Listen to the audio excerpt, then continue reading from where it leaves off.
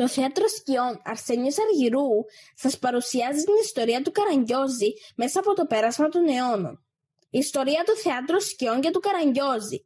Το Θέατρο Σκιών είναι μία από τις αρχαιότερες μορφές θεάτρου στον κόσμο, με καταγωγή που χάνεται στους αιώνες και στις παραδόσεις πολλών πολιτισμών. Αν και η ακριβής προέλευσή του είναι δύσκολο να προσδιοριστεί, πολλοί μελετητές το τοποθετούν στην Ασία με ιδιαίτερη αναφορά στην Ινδία και την Κίνα. Από εκεί διαδόθηκε στην Ανατολή, στη Μέση Ανατολή και τέλος στην Οθωμανική Αυτοκρατορία, όπου και μεταφέρθηκε στην Ελλάδα. Το Θέατρο Σκιών στην Ανατολή.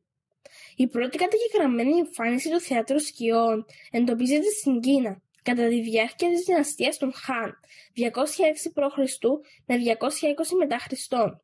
Οι παραστάσεις περιλάμβαναν φιγούρες από δέρμα ζώων ή χαρτί που κινούνταν πίσω από ένα λευκό πανί, φωτισμένο από πίσω, δημιουργώντας σκιές.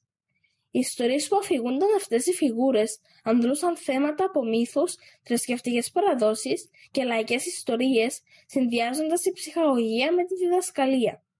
Στην Ινδία, το Θέατρο Σκιών συνδέεται με θρησκευτικές τελετές και χρησιμοποιήθηκε για την αφήγηση επικών ιστοριών όπως το Μαχαμπαράτα και το Ραμαγιάνα.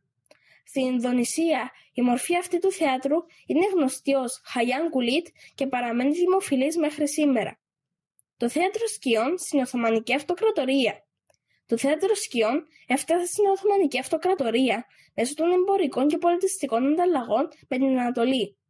Η νέα μορφή που ανέπτυξε στη Μικρά Ασία και τα Βαλκάνια έγινε γνωστή ως Καραγκιόζης.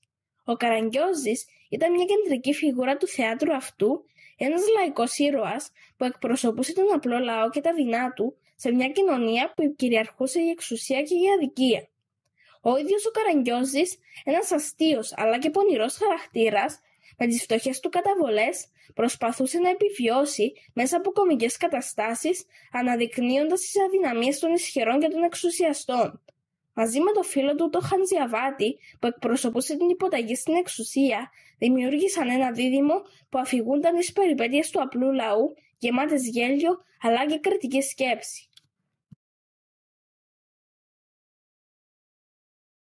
Το Θέατρο Σκιών στην Ελλάδα. Με την εξάπλωση της Οθωμανικής Αυτοκρατορίας, το Θέατρο Σκιών εισήχθηκε στην Ελλάδα. Κατά το 19ο αιώνα, ο Καραγκιόζης μεταμορφώθηκε σε ένα σύμβολο της ελληνικής αντίστασης κατά της τουρκοκρατίας. Οι παραστάσεις του Καραγκιόζη στην Ελλάδα πήραν μια πιο πατριωτική χρειά, προσαρμόζοντας τις ιστορίες στα δεδομένα της ελληνικής πραγματικότητας. Ο Καραγκιόζης έγινε ο εκπρόσωπος του φτωχού Έλληνα που προσπαθούσε να επιβιώσει κάτω από τον Οθωμανικό ζυγό, χρησιμοποιώντας το χιούμορ και την πονηριά του για να ξεγελάσει τους κατακτητές. Ανάπτυξη και δημοτικότητα. Το Θέατρο Σκιών γνώρισε μεγάλη άνθηση στην Ελλάδα από τα τέλη του 19ου αιώνα μέχρι και τις πρώτες δεκαετίες του 20ου αιώνα. Οι παραστάσεις γίνονταν σε υπαίθριους χώρους και συγκέντρωναν πλήθος κόσμου. Τα θέματα των παραστάσεων ήταν ποικίλα, από την καθημερινή ζωή και τις κοινωνικές αδικίες μέχρι ιστορικά γεγονότα και θρησκευτικά θέματα. Καθώς οι καιροί άλλαζαν, ο Καραγκιόζης και οι υπόλοιποι χαρακτήρες του Θεάτρου Σκιών προσαρμόστηκαν στη νέα εποχή. Παρά τη μείωση της δημοτικότητας του Θεάτρου Σκιών με την έλευση του κινηματογράφου και της τηλεόρασης, ο Καραγκιόζης παραμένει μια ζωντανή παράδοση. Μέχρι σήμερα οι παραστάσεις συνεχίζονται, ειδικά κατά τη διάρκεια των καλοκαιρινών μηνών σε διάφορες πόλεις και χωριά της Ελλάδας, με τον Καραγκιόζη να εξακολουθεί να ψυχαγωγεί και να συγκινεί μικρούς και μεγάλους. Ο σημερινός Καραγκιόζης.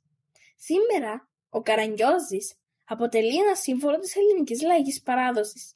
Πέρα από τις παραδοσιακές παραστάσεις, ο Καραγκιόζης έχει ενταχθεί και στην εκπαίδευση, καθώς και στις σύγχρονες καλλιτεχνικές εκφράσεις.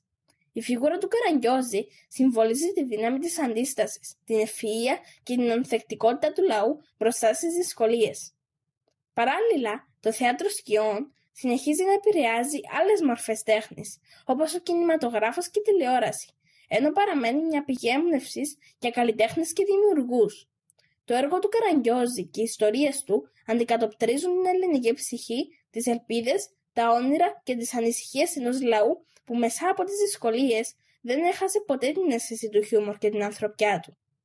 Συνοψίζοντας, Το θέατρο σκιών και ο Καραγκιόζης κατέχουν μια σημαντική θέση στην πολιτιστική κληρονομιά της Ελλάδας και της Κύπρου, διατηρώντας ζωντανή μια παράδοση που ενώνει το παρελθόν με το παρόν και συνεχίζει να εμπνέει νέες γενιές.